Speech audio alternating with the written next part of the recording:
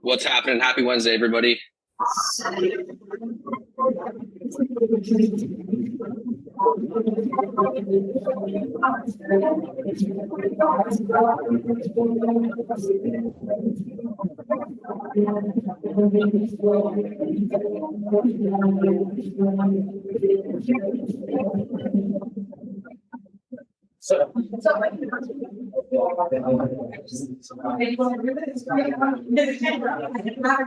Welcome to Warrior Wednesday, everybody. Hope y'all having a freaking kick-ass morning, starting the day off right. Hey, we're going to take this call in a little bit different of a direction today.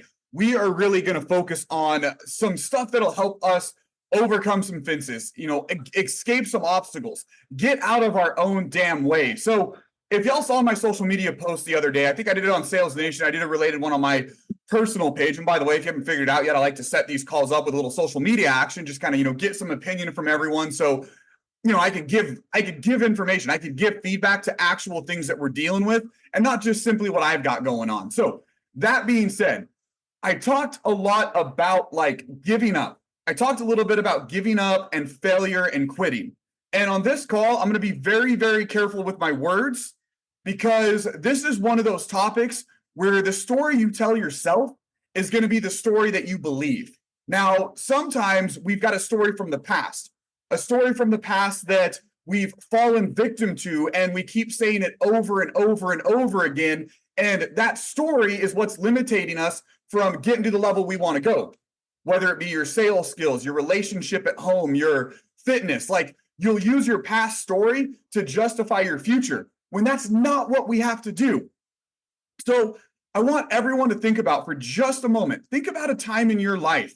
And it could have been when you were 10, 15, 20, 25, 30, 50. Think about a time in your life when you were a little down, when you were trying to push yourself to that next level. And you had that little guy or gal in the back of your mind telling you, hey, just give up. Your passion's not worth it. What you're doing is not worth it. The pain isn't worth it. I want you to think about that because I want you to take your mindset there for just a moment. I want you to go there and think about maybe a time that you did quit. And I know a lot of people are a lot of people get on there and they comment on my Facebook post and it's like, I've never quit mindset. Bullshit. You've given up at something in your life. And if you haven't, don't do this, but maybe you need to, so you know what that pain of not achieving feels like. Because let me tell you a little story and then we're going to wrap this into where it goes. So and this is a story I've never told publicly. So this is where my post went the other day. And honestly, I've never really talked to anyone about this because it's something that I've discovered in my mind over the last few years. So in 2010, so that's a while ago, right? I'm old as hell now, I think. Got some gray hair this side. 2010, I'm at Special Operations Selection. So this is like tryouts for the Green Berets, basically. It is a really cool military course. If everything you know about the military, you go to basic, you get yelled at, they tear you up. I just want to set your mind for what this course is like. This course, they do not yell at you. This course, they treat you like, it's called a gentleman's course, or we refer to it as, it's a very physical course, but they won't yell at you. They won't, motivate you. They won't kick your ass. If you fuck up, you ain't doing push-ups. It's that style of course that is one of the most physical courses in the U.S. Army that you could go. It has an incredibly high dropout rate. So that being said, you show up at Fort Bragg, North Carolina, you ship off to some area that you've never been to on the base, and they load you in barracks. And, you start off the course by no one really talking to you. You get there, there's 400 people around you, and you're all alone for the most part. Now, they put you in little tents, they get you around other folks, and the cadre don't really say too much shit. They have a whiteboard where the instructors are. And on that whiteboard, they would just randomly go write shit on the whiteboard. Instructions for shit that you have to do. So you have to figure out okay, one, we need someone to watch that whiteboard all freaking day and really pay attention. And really pay attention to what's going on. Because they'll write some shit at 3 a.m. when everybody's asleep. So you gotta have a fire guard. They're watching it. They treat you very well. Anyways, week 1, you do a bunch of push-ups, sit-ups, go for a run, go for a ruck, beat your body. At some point in time, you're doing log and rifle PT. You're doing, all sorts of dumb shit. And you just break your body essentially. Week 2 is called land navigation. Over week 2, you'll probably walk about 100 miles with 70 pounds on your back. And that's, added to the 20 miles that you did in week 1. And you're in the woods, you're 100% by yourself. The land navigation course, it's called the STAR course. It starts at midnight and it ends at noon. You are by yourself in the middle of North Carolina. This is not team event. So I was on my last section of the land nav course, and I'm going to tell you about a time I quit. And I didn't think I quit because I justified my bullshit. And I'm going to tell you why I'm telling you the story at the end. I'm going to wrap it up. Don't worry.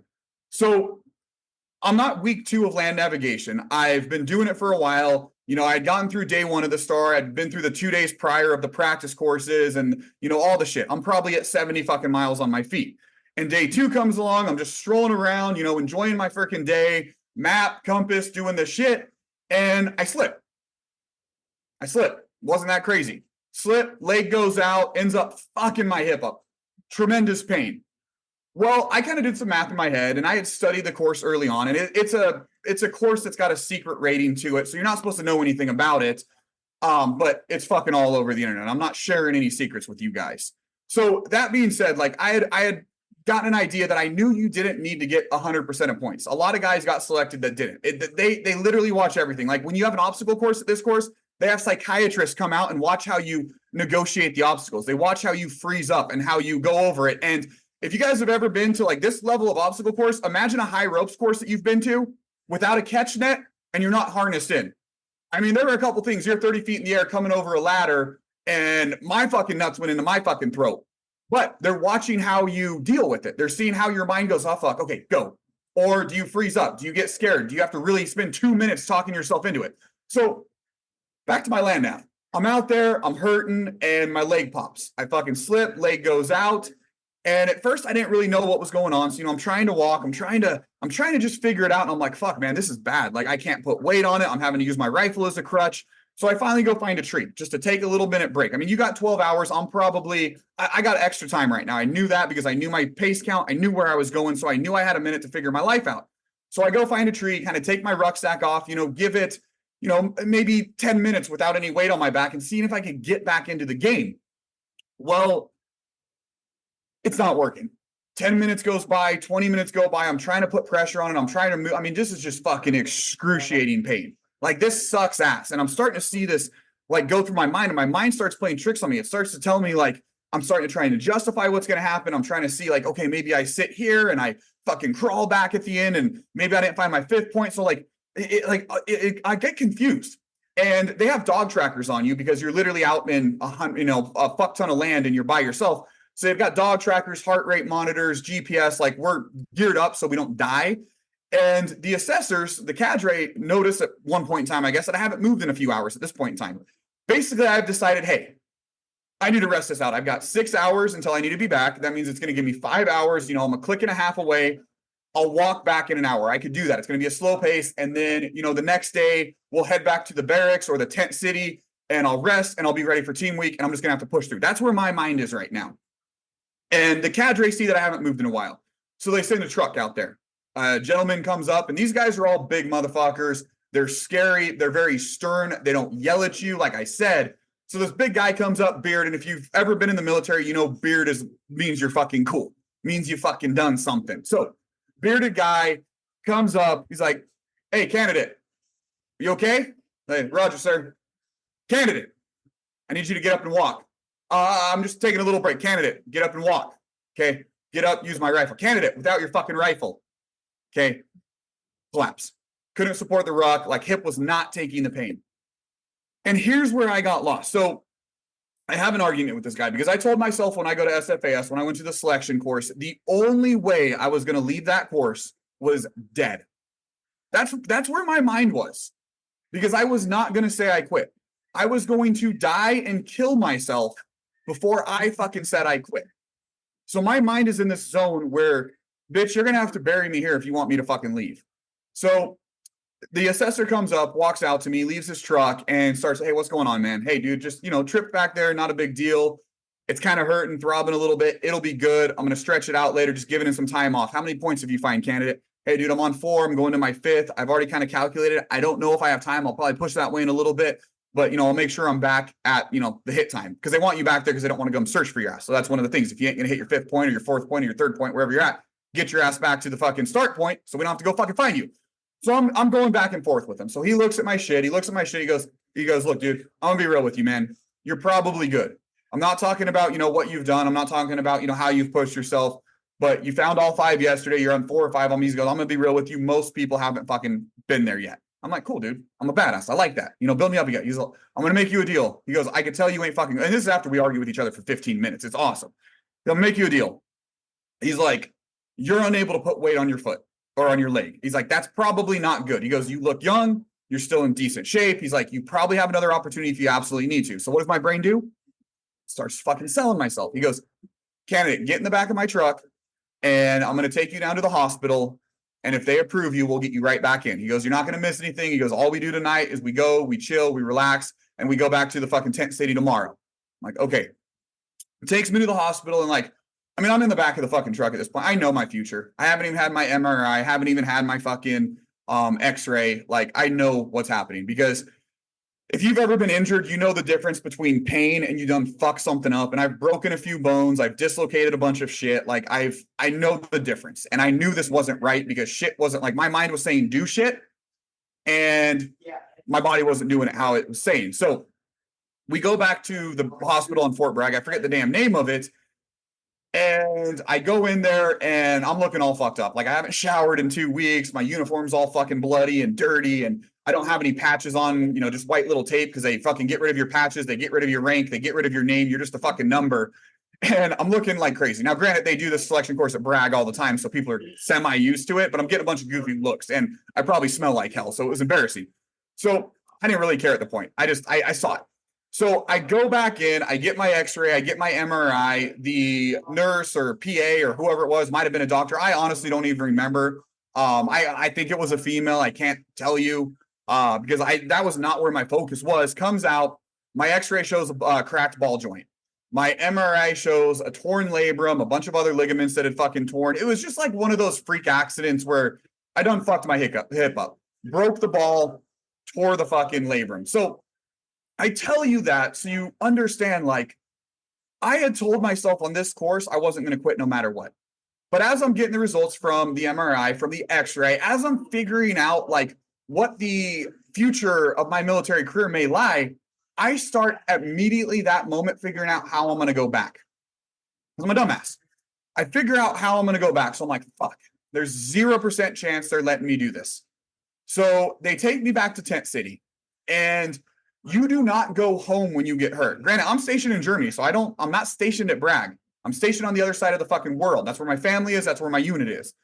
And I have to spend, it's 4 or 5 days. I forget exactly how much in this place they call Camp Sorrow.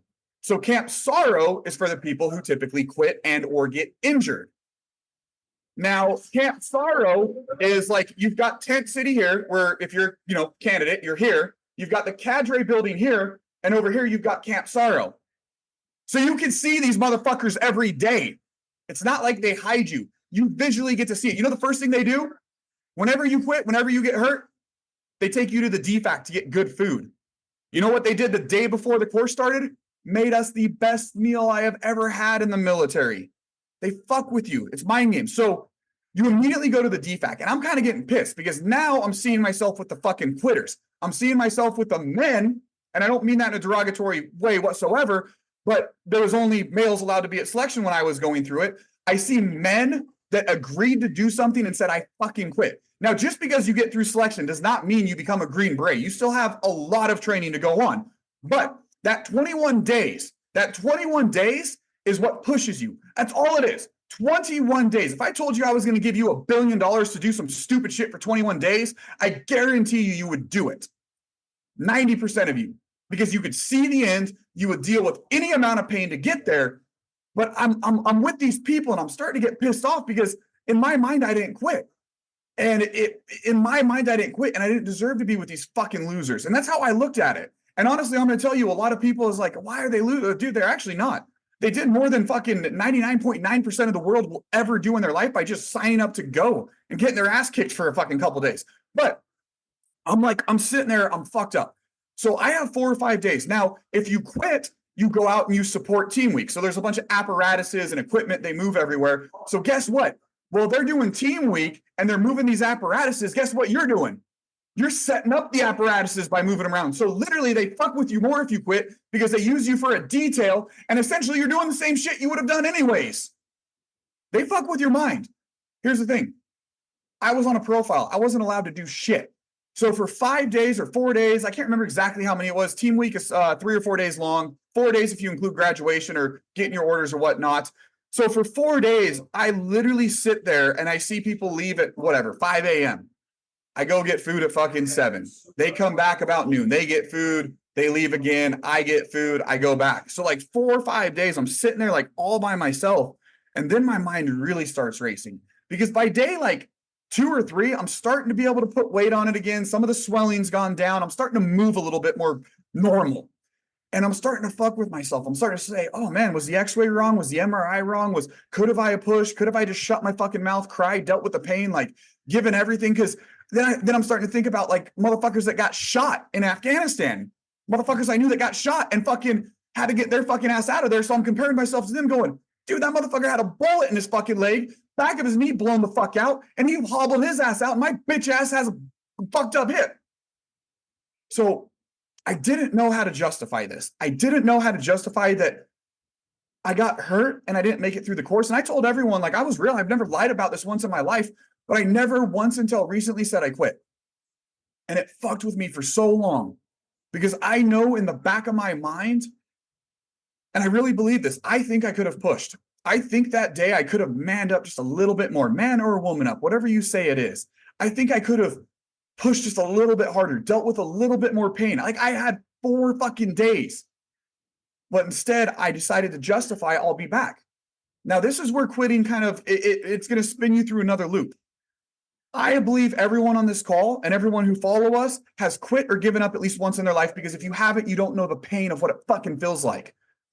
But that being said, the only way that it makes you a loser is if you don't get back on the horse and do something. Now, there are certain things that are good to quit at, like quit dipping about 6 months ago. That was probably something good for me. Got rid of the nicotine.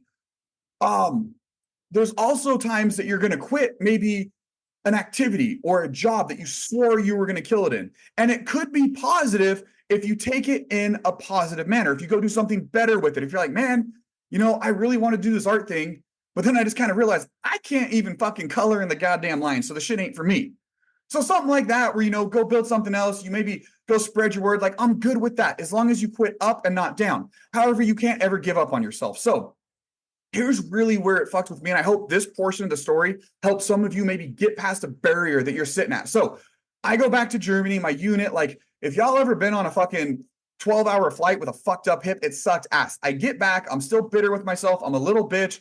You know, all the haters are coming out. Told you wouldn't make it, bitch. And I'm like, yeah, fuck you. At least I went. Like, the haters are coming everywhere. They exist everywhere in life.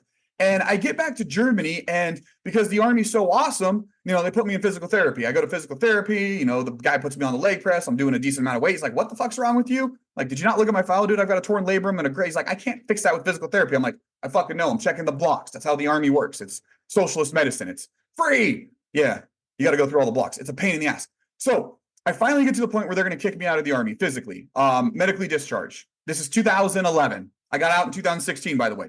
2011, they're going to medically discharge me. And I'm like, no, I'm fucking 22 years old or something like that. 21, 22. I think I was 22. 22 years old. There's no fucking way you are kicking me out of the Army. Fuck you. I mean, literally, that's the conversation I have with an officer and a doctor. Not fucking happening, dude. I got goals and I'm going to fucking hit them. He goes, I get a second opinion from basically his boss. And the guy's like, dude, there's one person in the world that I'll let perform this surgery. This guy, and I don't remember his fucking name, but if you, back in the day, if you Googled West Point, so the U.S. Army Military Academy where they got the football team, this guy actually, his name came up on Google Maps. That's his level of being a fucking orthopedic doctor, surgeon.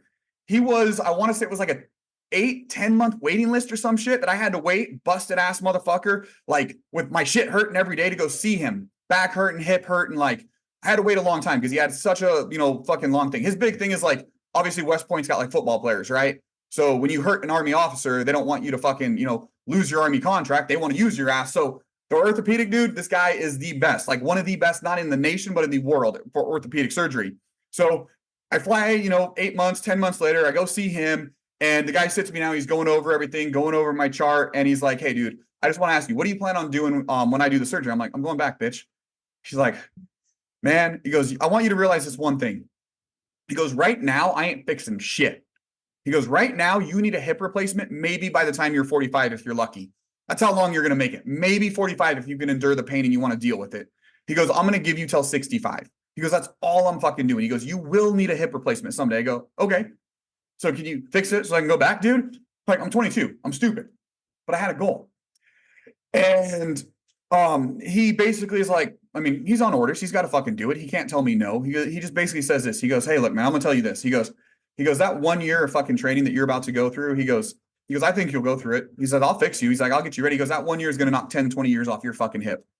He goes, "And when you come back," he goes, "if you injure yourself again and come back," he goes, "the only thing I can do at that point in time, repair it one more time and tell you I told you so, but there is no chance you'll ever be able to." I'm like, "Okay, fucking do it." So does the surgery. I fly back like 4 days later, back to Germany from New York again, fucking right after hip surgery, getting back on that stupid fucking airplane, flying across the Atlantic is a bitch when your hip don't feel good. I mean, I think he gave me like 8 Vicodin. I ate all 15 of them on the fucking flight. It fucking hurt. And I don't have a Vicodin problem, but I was in pain. And I fucking hate flying, so it helps you sleep. Anyways, so I get back to Germany, and immediately, obviously, I'm going to physical therapy. I bust my ass through physical therapy. I'm pushing more. I mean, literally, I remember my gal one day, hey, because I was in an airborne unit. She's like, "You guys jumping anytime soon? Do you need a profile?" Profile's a piece of paper saying I don't have to do physical shit. I'm like, "No, we're good." Julie or whatever her name is, she's like, "We're good." I knew I was jumping that fucking weekend. 2 months after fucking hip surgery, I'm jumping out of fucking airplanes again. I'm passing our PT test. I'm running 5 miles after my hip just got rebuilt. I pushed myself so hard through physical therapy because I wanted to get back in that fucking course. That led to some issues later on. So I get back in, I start training hard. I'm rucking again, putting 20, 25 miles every single weekend on my back. Like, I'm starting to try to get back into shape. I did this stupid ass, I don't ski, but I signed up for this like Arctic Winter Games with my unit where we had to go up to Fairbanks, Alaska. I'm in Alaska now, by the way. We had to go up to Alaska and we were skiing and shit. I learned how to ski a week before this and I fucking win at everything I do. So we're doing this downhill ski race.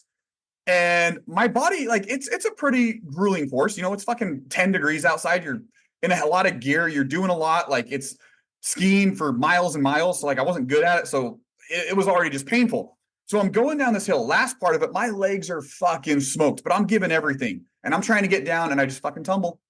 Fucking leg pops out, muscles lost, rip the hip again. Yeah. Now this time, guess what do I get to do? Try to get back on this. Fuck. And it's like, if you've ever injured something and re-injured something, you know the pain, you know the sound, you know the feeling, you know what happens after to a freaking T. So I knew the second I felt that shooting pain up my spine and down my leg, I knew exactly what I just did. And I tried to ski down. I tried to, at least finish. I ended up taking the skis down. Well, I almost got in trouble. My first sergeant like chewed my ass out. I told him to fuck off at the bottom of the hill because I knew it. It was like one of those moments that I knew in my life that it was over. That dream I had, I mean, literally, I depped into the Navy. So that's delayed entry program as a junior in high school. Depped into the Navy for the SEAL challenge. And I had all the fucking physical requirements passed. I ended up going to college instead for a year and a half and dropping out of that. So I dep dropped, which basically means, hey, I kind of said I was going to join it.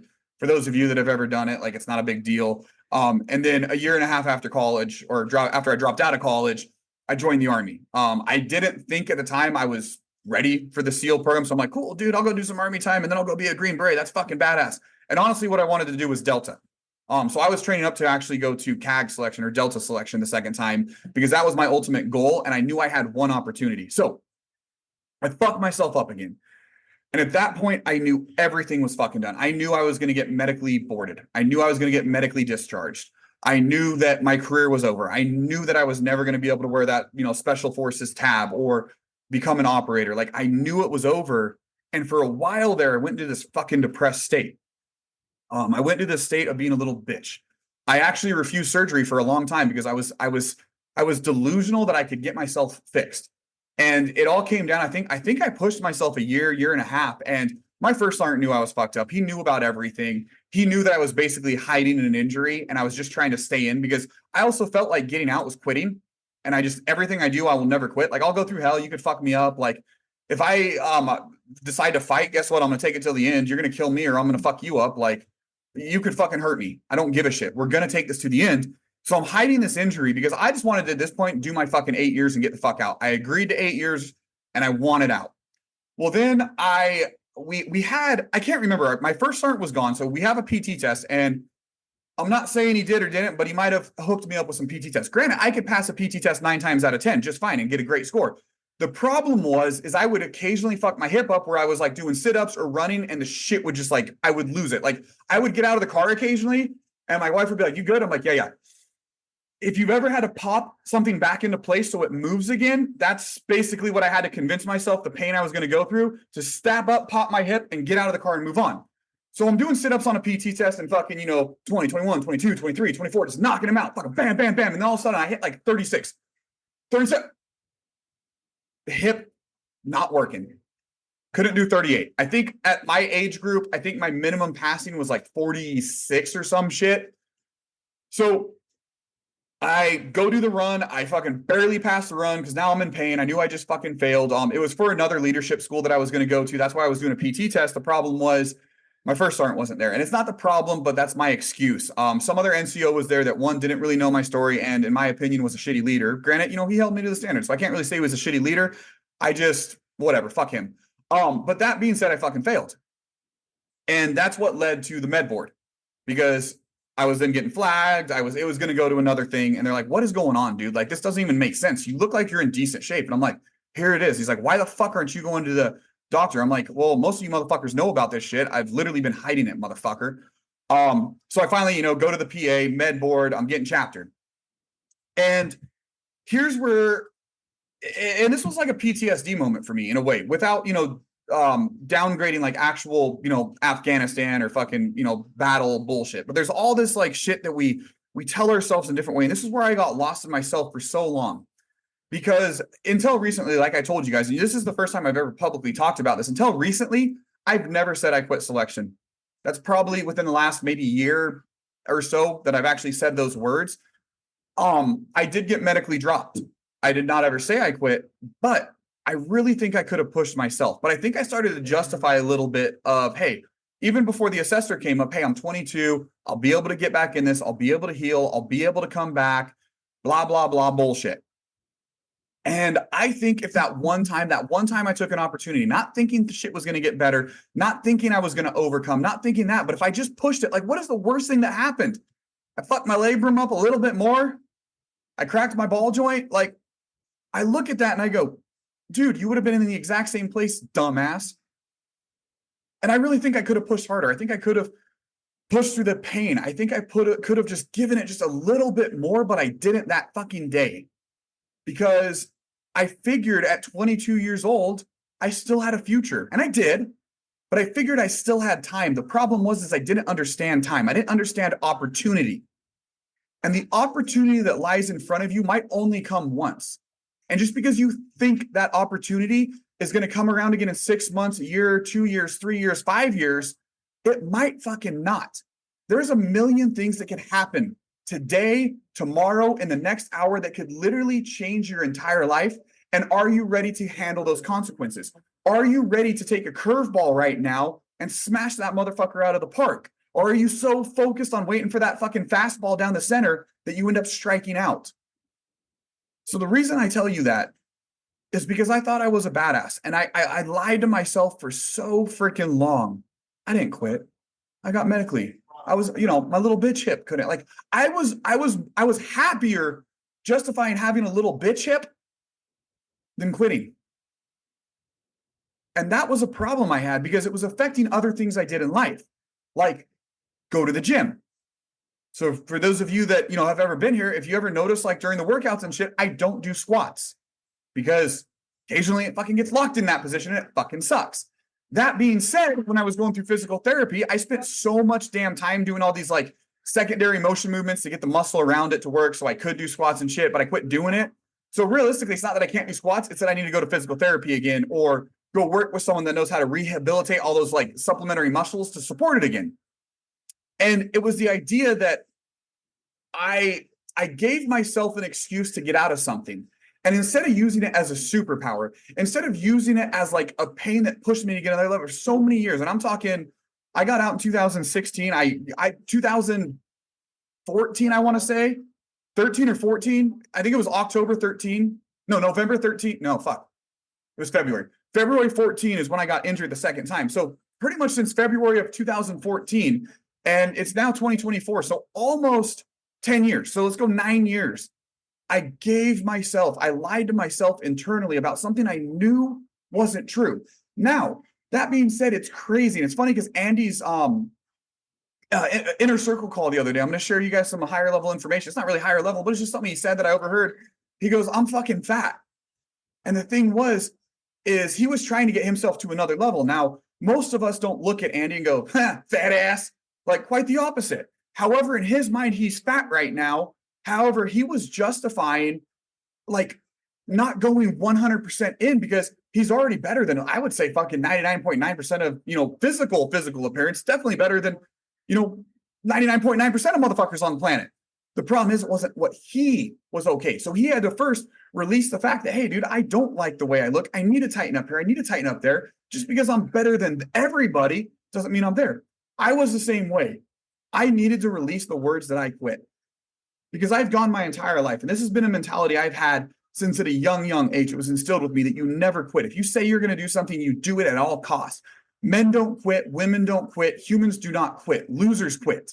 And that was a mentality I had. The problem is that mentality got switched up when I did. And maybe I could have done more.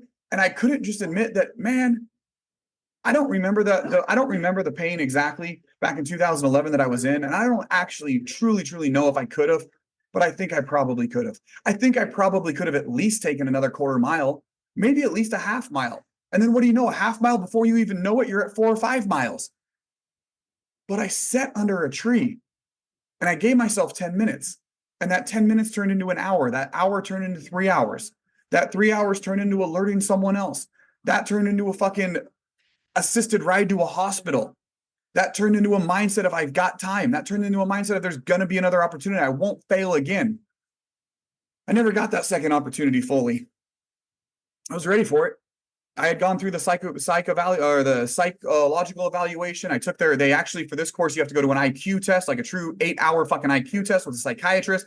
Fucking scored very well on all of that. Passed their PT test.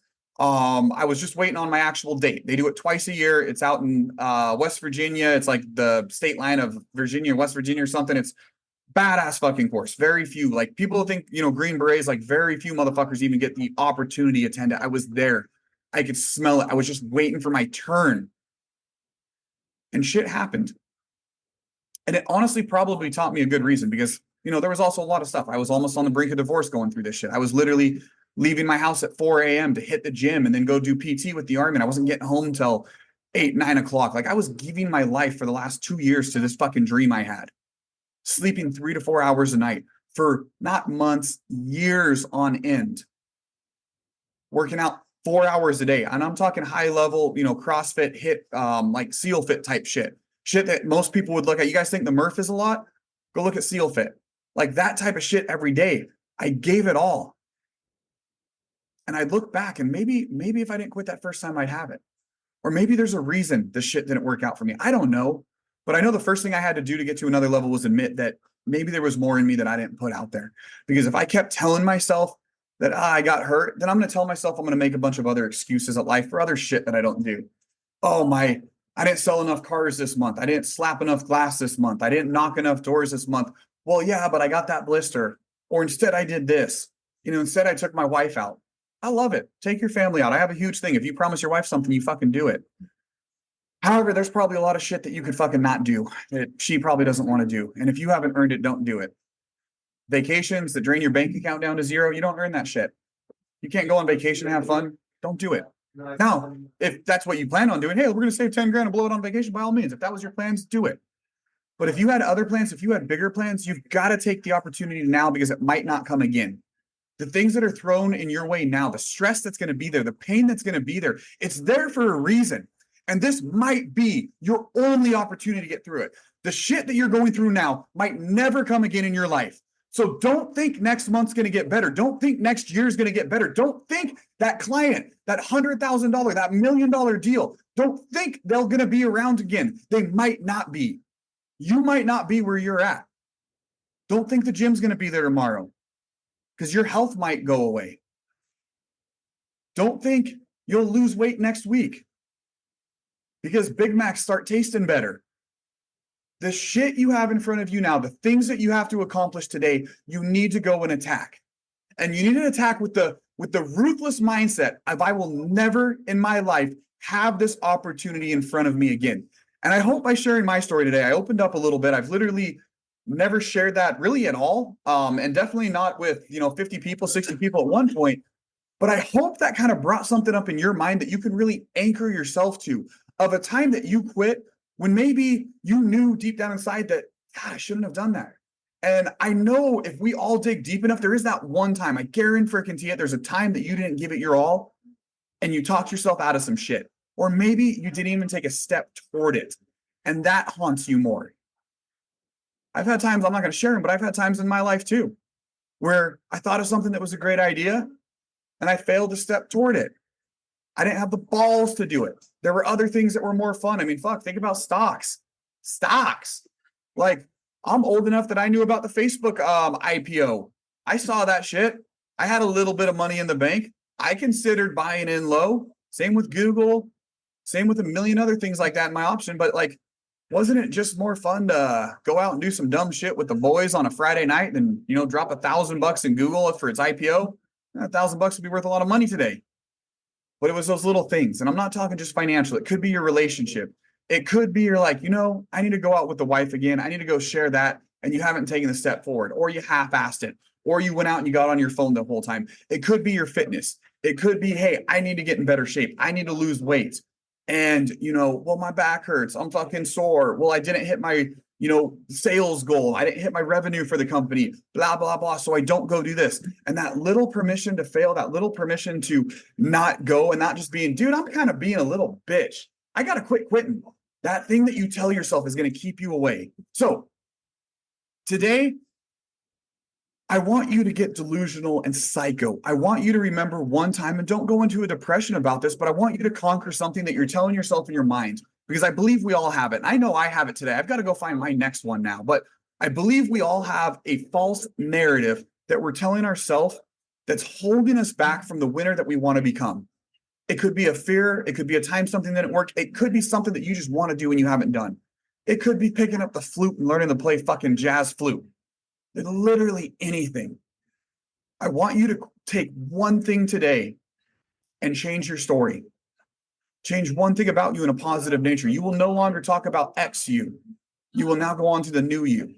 If you have to get out there and admit to someone or to something, or even to yourself, more importantly, that, dude, that's just a story I told myself. That's the story that I've been limiting myself to. Change it today. I promise you this, when you release those stories, you will be able to have more open conversations. And like I said, I've never lied once to my story, but I didn't believe the words that came out of my mouth.